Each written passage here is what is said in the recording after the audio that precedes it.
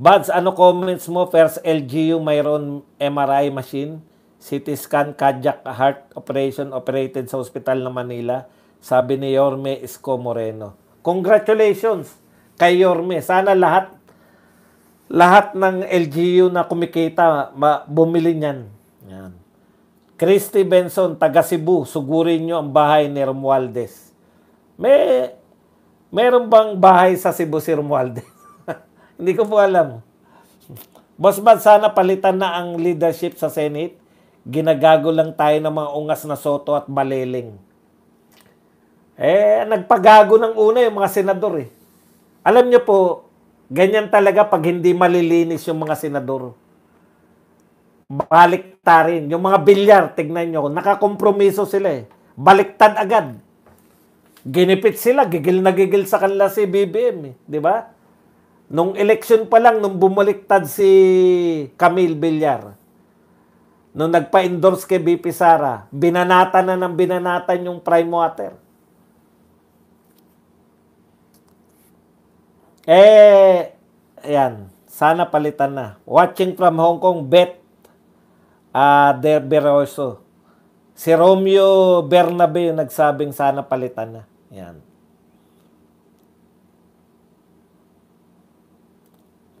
Teka, para ano lang natin. Jean Sarmiento, sabi ni Tito Sen, si Tambi daw ang tuta niya, Sir Buds. Komedyante talaga. Crazy Brooks, very obvious Soto is protecting Vico Soto. Ayan pa sinabi ni Marcoleta, no? Maraming salamat kay Crazy Brooks na paalala. Hindi ko kasi natantusan yun eh. Yan pa sabi ni Marcoleta, bakit ka, wag mong, very obvious, no? Pamangkin mo si Vico Soto. Tapos, si Vico Soto, kalaban niya sa politika itong mga diskaya. Very obvious yung pagbanat mo sa mga diskaya. Yung dapat as Senate President, nagre-request yung tao mo na yung Blue Ribbon Committee Chairman na bigyan ng proteksyon. Kaya niya hindi pinirmahan. Kasi kalaban ng kanyang pamangkin. Di ba? Very obvious. Kaya walang mamanahin sa yung pamangkin mo eh. Boss Buds, wag nang ipag-host ng Pinoy Henyo si Tutasin. Hindi bagay yung title sa kanya. Sobrang anga. Hindi po siya sobrang anga. Sobrang tuta. Iba po yung sobrang anga eh. Magiging, Senate President ba yan? September 21, may pagtitipon ng INC sa Luneta Anti-Corruption Rally. Alam niyo po, no? Meron daw nagpalabas, sinabi ni Marcoleta na inuutusan daw yung mga iglesia na wag dumalo sa September 21. Wala daw pong ganun na utos. Binasa nila ron sa mga iglesia. Sa bagay, mga iglesia naman, paparating pa sa inyo yan. Boss Buds, wag nang ipag-host yan. Yung Young Guns versus Young Guns ni Tambi, of course, doon ako sa Gen Z. Sir Buds, wala pong pahiwatig ang INC na hindi po kami pwedeng sumama sa rally kasi may pinapakalat po na maling info sa FB. Yan. Itama po ng mga INC yan, no? Hindi po sila pinagbabawalan. Alam nyo na. Alam nyo na, kita-kita tayo. Paalala mga kapatid, kapag stress na kayo, pumasok lang kayo sa kwarto at mag-size. Hindi maunawaan ni BMI. Yari na no, may memo na no. Iwasan ng green jokes. Memo kami ng aming producer eh. Yan, boss, tuloy ba ang dependent investigator na binubuo? Opo, tuloy na po. Wala po yan, independent ba yan? Tinatag ni Marcos yan. Paano magiging independent? Si Soto, tuta ni Tamba. Lalay din yan. Biases kasi si Soto against Diskaya dahil sa pamangkin niya. Correct. Saan kayo nakakita? No? Inimbitahan si Vico Soto. Siniraan lang. Wala namang material evidence na ipapakita pala. Crazy Brooks, boo. Si BBM pati asawa niya nang manood sila sa MOA Arena. Talaga? Political interest lang talaga kay Biko. Kung si Mayor Magalong pa yan, ibang story. Tignan nyo, hanggang ngayon si Mayor Magalong, tinuturong mastermind si Saldico. Bobo talaga yung tuta. Magsaysay. Yung JL ni Villanueva, darating ba sa September 21? Aba, hindi ko po alam. Floren Carlos Suba, Boss Buds, hindi maintindihan ni Soto na tinatawag na lower house yung Kamara kasi nakakataas yung Senado sa kanila. Kakaya sa institusyon ng Senate na bumibigay sila sa HOR. Ngayon lang po yan, sa panahon lang ni Tito Soto. Diyan na nila makikita ang INC kung gaano sila, sa tama lang sila. Ingat sa mga double agents. Wala pong ganyan. Paano nyo naman nalaman na double agent yung mga yan? Laganap ng mga post nila ngayon na wag nang pumunta sa 921, rally sa Luneta, ganyan ang galawan ng mga double agents. Haharangin ang rally. Bakit nyo na maharangin kasi? Kayong ganyan. Kung gusto mag-rally kahit na ano po. Ngayon nga, nagra-rally mga bayan muna. Paano nyo po pipigilan yung rally? Kung rally po nila ay anti-corruption, bakit naman? Diba? Mahirap lang kung anti-Duterte rally. Barsaga kami kaysa kay Biko. Nauto-uto din yan. Buti pa yan nasa na yung mga katolikong pari na maiingay lang sa mga Duterte. Yung dating anti-Marcos. Abang ngayon, anti-Duterte na lang.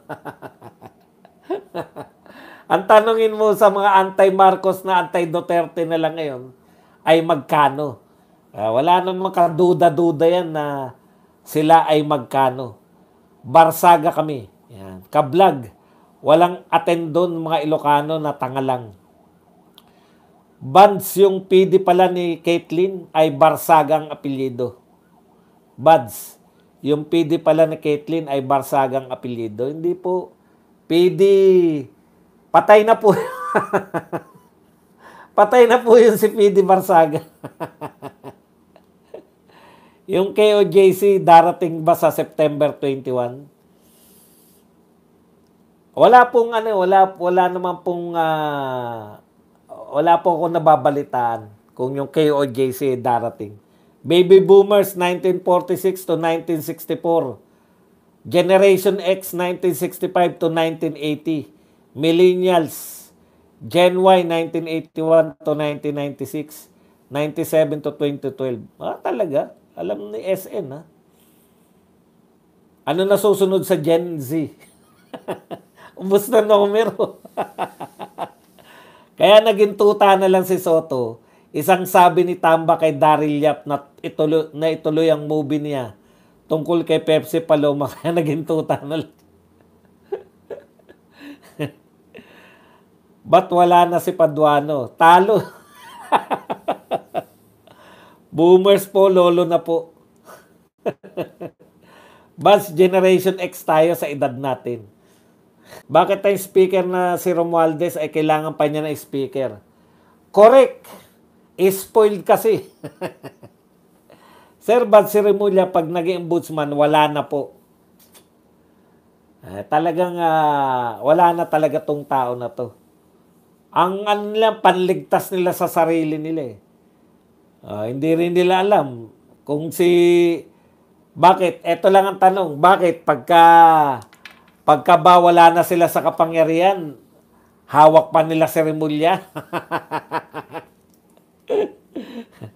Tawag nila dyan, bayarang media.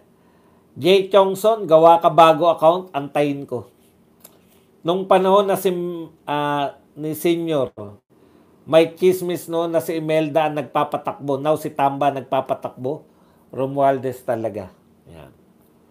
Papaimbestigahan daw ang water business ni Mark Villar. Yun nga po. Yan po yung problema ng mga Villar na yan.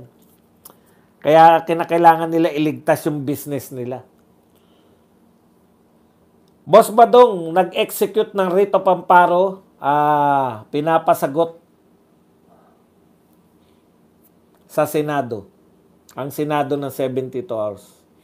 Kaya naman sagutin yan contempt Boss Bad, si Ridon kapag nangungulangot, pasunto kaya bungkaw.